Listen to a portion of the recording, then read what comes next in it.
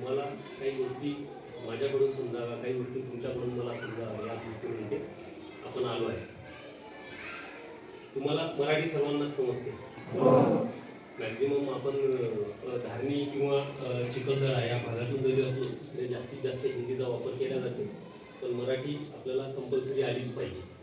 आजचे विषय आपले 2-3 जरी असले तरी सर्वात महत्त्वाचा मला इथे आल्यानंतर एक तुम्हाला सांगण्यासारखा विषय असा जाणवतो की भविष्यात आपल्याला असणाऱ्या ऑपॉर्च्युनिटी काय आहे, आपण काय केलं पाहिजे, कशासाठी आपण इथे आहे. आता सध्या इथे सर्व 8वी 9वी 10वीचे तुम्ही विद्यार्थी आहे.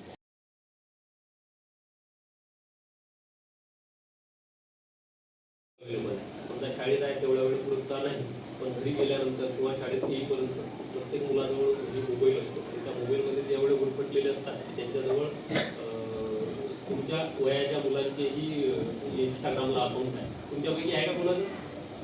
वाव, कोणाचा फोनही नाही याचा अर्थ तुमच्यापैकी बऱ्याचशा लोकांचे इंस्टाग्रामला अकाउंट आहे असाच अर्थ निघतो, बरोबर की नाही?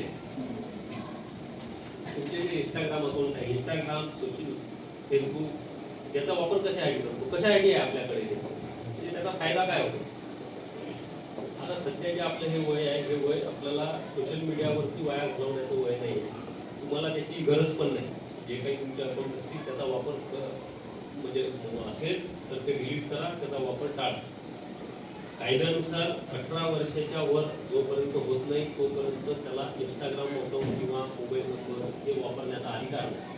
तुम्हाला सध्या अधिकार नाही तुमचं इंस्टाग्राम अकाउंट, पण तरी तुम्ही तुमच्या आईवडिलांच्या नावाने, भाऊ, मोठे भाऊ वगैरे कोणी बहिणी असतील त्याच्या नावाने ते अकाउंट त्यांच्या मोबाईल बंदच केलेला आहे. आणि ह्या विद्यार्थ्यांसाठी ह्या गोष्टी किती घातक झालेल्या आहेत ह्या आपल्याला या ठिकाणाहून दिसत आहे. आज जर आपण पाहिलं असेल 2026 आणि मागच्या काळामध्ये जवळपास माझ्या विचारानं